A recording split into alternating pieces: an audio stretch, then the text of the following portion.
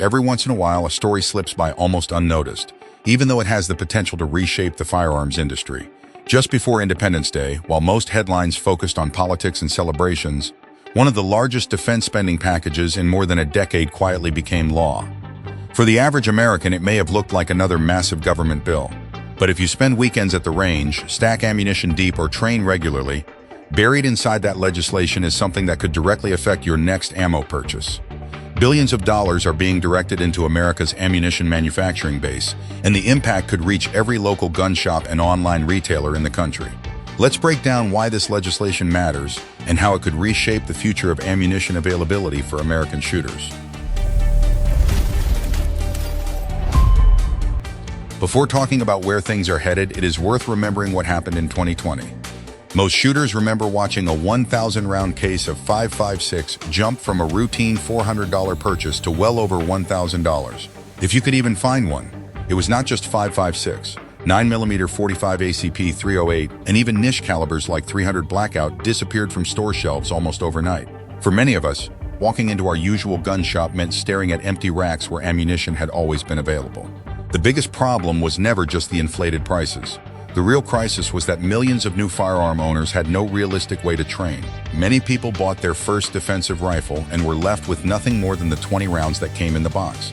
That shortage exposed just how fragile America's ammunition supply chain really was. Whether driven by a public health emergency, political uncertainty, or a surge of first-time buyers, the events of 2020 proved that our supply system could grind to a halt much faster than anyone expected. One piece of the story that often gets overlooked is the long-standing relationship between military ammunition production and the civilian market. This connection has existed for decades. After the Vietnam War, as military demand declined, many large ammunition plants faced a difficult choice. They either shifted significant production toward civilian customers or risked shutting down facilities, laying off highly skilled workers, and allowing expensive manufacturing equipment to sit idle. That matters because restarting a major ammunition plant is not something that happens overnight. Hiring and training specialized employees, recalibrating complex machinery, and restoring full production capacity can take years. Civilian demand became the bridge that kept those factories operating. Hunters, competitive shooters, recreational marksmen, and everyday Americans buying ammunition for training helped keep production lines active. Those continuous sales allowed facilities to stay ready so they could rapidly increase military production whenever national security required it. Viewed from that perspective, this legislation is not creating something entirely new. Instead, it reinforces an industrial partnership that civilian gun owners have quietly supported for generations while also addressing weaknesses exposed during the shortages of 2020. The funding package is designed to reduce the boom and bust cycle that has frustrated shooters for years. It does that through four major investment areas. The first pillar is a $100 million increase aimed specifically at expanding production of 5.56 NATO and 7.62 NATO ammunition. These remain the backbone of AR-15 and AR-10 platforms, two of the most popular rifle systems in America. Since facilities such as the Lake City Army Ammunition Plant regularly send a significant portion of their small arms production into the civilian market, increasing output could eventually mean more affordable ammunition reaching store shelves. The second pillar represents the largest technological investment, $1 billion for next-generation production facilities. Rather than relying on traditional manufacturing methods, these upgrades move toward highly automated, modern production systems. One major improvement involves automated optical inspection equipment capable of checking every individual cartridge for tiny defects, reducing faulty rounds while improving consistency. Another upgrade focuses on more advanced case annealing processes, producing more uniform neck tension that can contribute to tighter shot groups and better overall accuracy.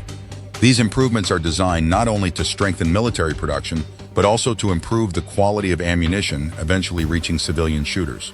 The third pillar may prove even more important over the long term. $2 billion will be invested in domestic production of primers, brass, and propellants, the three essential components behind every loaded cartridge. The shortages of 2020 were not simply ammunition shortages. They were largely component shortages, particularly involving primers. Heavy dependence on overseas suppliers exposed major vulnerabilities, especially when international supply chains broke down. This investment focuses on bringing more of that production back into the United States, reducing reliance on foreign sources for critical ammunition components. The final pillar allocates $10 million toward workforce development. Compared with the billions being invested elsewhere, that figure may seem small, but modern ammunition plants require highly specialized employees, ballisticians, metallurgists, tooling experts. and advanced manufacturing technicians are essential for keeping sophisticated production equipment operating within extremely tight tolerances. Without skilled workers, even the most advanced facilities cannot deliver consistent results. So what does all of this funding actually mean when you walk into your local gun store? The goal is simple: stabilize supply and reduce the extreme swings that have defined recent years. Better manufacturing capacity, domestic component production, and more efficient factories should make it easier for retailers to keep ammunition in stock. Perhaps even more important, steady availability helps reduce panic buying. When shooters believe ammunition will still be available next week at a reasonable price, they become less likely to buy every box they see. As panic buying slows, inventory remains healthier, prices become more predictable, and the civilian market becomes far more stable. That stability benefits everyone.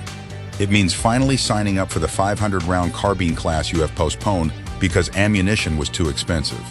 It means taking your family out for an afternoon of recreational shooting without worrying about burning through $100 in ammunition. It means properly zeroing a new hunting rifle instead of firing only a few rounds because every shot feels too expensive. Greater availability leads to more trigger time. More trigger time builds better skills. Better trained shooters strengthen the entire firearms community. Taken as a whole, this legislation represents a significant investment in America's ammunition infrastructure. Expanded production capacity, increased domestic component manufacturing, and a larger skilled workforce all point toward the same objective: more ammunition reaching the market while reducing the severe shortages and price spikes that shooters have experienced in recent years. For many Americans, ammunition represents far more than brass, powder, and lead. It supports the ability to train, compete, hunt, protect loved ones, and maintain proficiency without constantly worrying about shortages or unpredictable prices. With a substantial portion of production from government-affiliated facilities ultimately reaching civilian consumers, these investments affect far more than military stockpiles. They also support America's long tradition of recreational shooting, hunting, marksmanship, and responsible firearm ownership. On paper, this may appear to be another line item in a defense budget. In practice, it has the potential to strengthen military readiness while also improving long-term stability for civilian shooters. If those goals are achieved, responsible gun owners across the country could benefit for years to come.